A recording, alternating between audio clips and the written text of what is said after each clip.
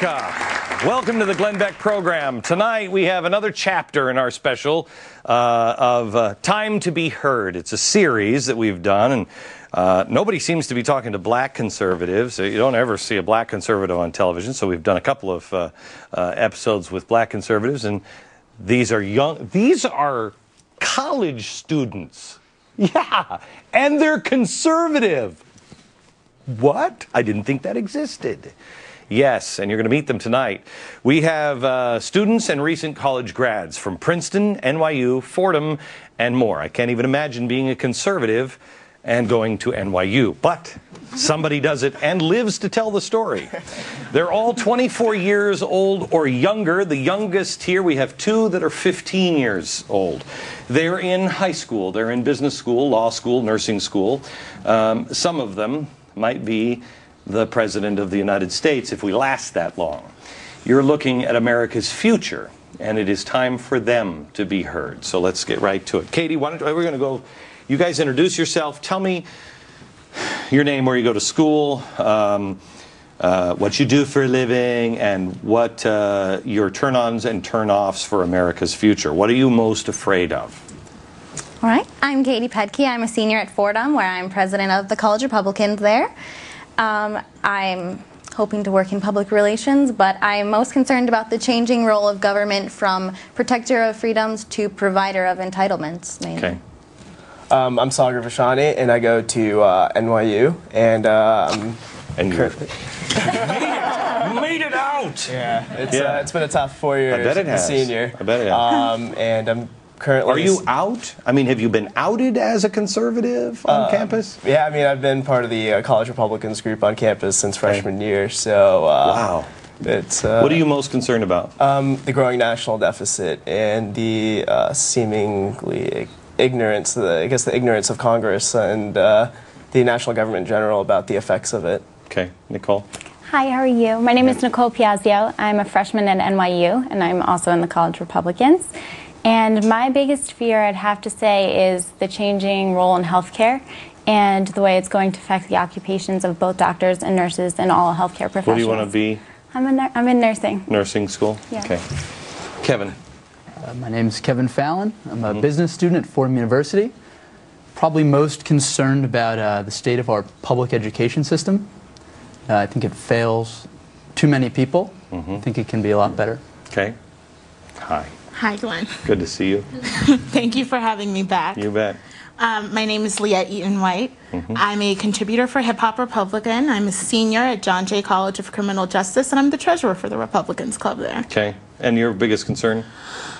Definitely the expansion of government and also the corruption in the media. It's troubling when you have four networks propagating one idea and everyone picks on the one network that makes an attempt to be fair. Right. Well, I mean, you could disagree with us, but we at least try. Derek? My name is Derek Roy. I'm a senior at Western Connecticut State University in Danbury, Connecticut, and also the president of the College Republicans on campus. Okay, are you guys, you're all Republicans? Yes. Is there a difference between Republican and conservative? Absolutely. What is the Absolutely. difference? So. I believe that in the two-party system, we've sort of clung to partisanship, and I don't agree with that necessarily. I think it's important for people to, conservatives, all about their ideals, what they believe in, more so than just what the party necessarily wants. Okay, so are you guys thinking that you will change the Republican Party, or you're happy with the Republican Party, or what's the difference between a conservative and a Republican? Anybody? Go ahead. I mean, I think that, kind of going off what he was saying, I think that parties change over time, and I think like being a conservative is more of having, I guess, an allegiance to certain ideals, whereas the party's platforms can change. If you saw a Democrat running and you said, oh my gosh, he believes all the things that I believe, would you vote for him? Absolutely. Would you? agree. Yes. Yeah? You guys? Yes? If you raise your hand, if yes? Yes? Okay. Let me talk to you. I want to start here with, I know what it's like to be a commentator and conservative. I mean, I can't even imagine what it would be like. I mean, I think I would be the richest man in the world, and I might be named God if I were a liberal.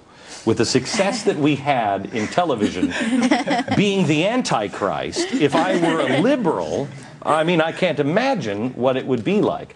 Being a conservative and successful in media, it's alone, with an exception of being here at Fox, and you are pilloried. I get the joy, though, of being on television.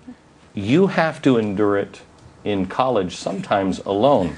How does it feel being conservative? How are you treated?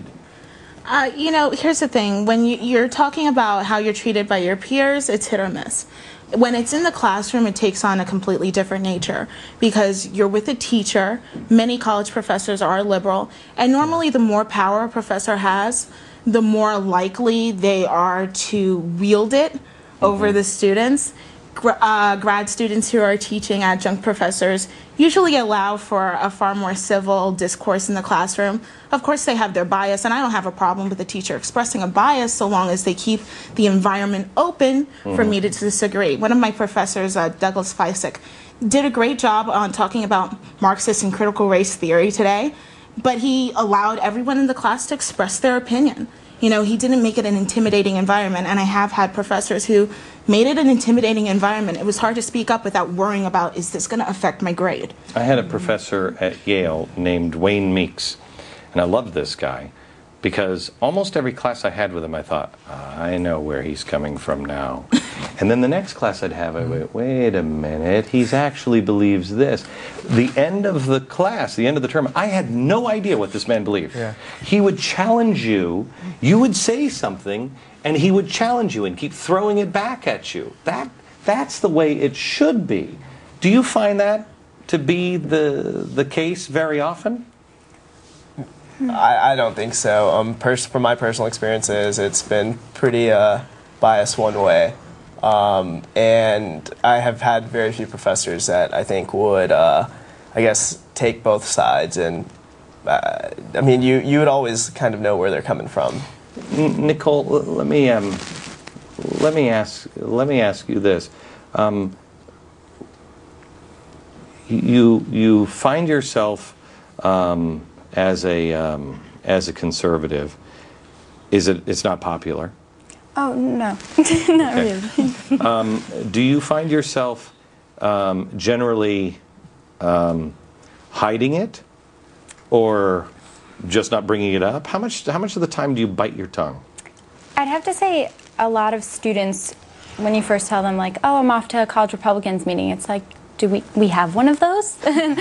You get that reaction. And then when it comes to the classroom, I'm totally pro-life. So from my perspective, looking at education, when it comes to nursing, I haven't necessarily gotten there yet due to NYU's program. But when it comes to nursing, I'm mentally thinking that way. I'm thinking in a conservative way. I'm there to listen to all opinion, but it's the way that my ideas have been fostered that sort of let me be educated in the way I sort of mentally do this. My daughters are in college, and they tell me that even their really liberal friends, my daughter actually told me of one story that she has a very radical progressive acquaintance, and they were sitting around. Oh, she knows what progressives are. And she sat around and they were all talking, and she said, it really creeped me out, Dad. At one point we were all talking, having good conversation, liberals and conservatives and everything else, having a good conversation, and she said, this person who's a real radical, she said, just looked at him and said, things are about to change. And she said it was like I was in a Damien movie all of a sudden. I swear, bing, bing, bing, bing. You know, I heard the spooky music start. But she has told me that even people who voted for Barack Obama, and you know, when she first started going to college and he was just ushered in, everybody was, you know, gung-ho. She said, but now there's a change. Even the liberals are starting to say, something's not right. Do you find that at all? Have you seen a sea change at all? I've seen that. I can't speak for NYU so much, but at Western Connecticut, at my university in Connecticut, I've been able to have professors who do present both sides of the story. They do question, what it is you say, like you mentioned your professor at Yale. There are a couple professors at my university that do that too. The liberal professors that have that reputation, they know we're in trouble. They know we're headed in the wrong path. They know government's spiraling out of control. I'm talking about the students. I'm talking about the people, the students. The students know it too. And I think that they definitely know it. That message has resonated. They're shocked by the fact that healthcare actually passed and that how this is going to affect us. At NYU they mentioned how the students there, we have a College Republicans club. At my university, I'm lucky enough where we're a smaller university, but our club is popular. We are big on campus. We've had a lot of trouble getting started, but now that we've been around for a couple years, we've proven to stick to our ideals. How many people in your Republican club in Connecticut?